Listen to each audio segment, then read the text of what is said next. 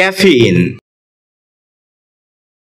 এটাকে আমরা ক্যাফেইন বলে থাকি, যার সঠিক উচ্চারণ হচ্ছে ক্যাফিন। শব্দটি বাক্যে নাউন হিসেবে ব্যবহৃত হয়, যার অর্থ হচ্ছে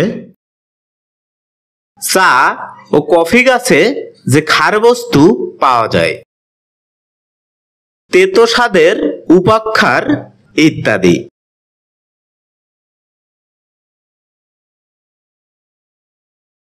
যার ইংরেজি প্রতিশব্দ হচ্ছে a vegetable alkaloid found in tea and coffee plants.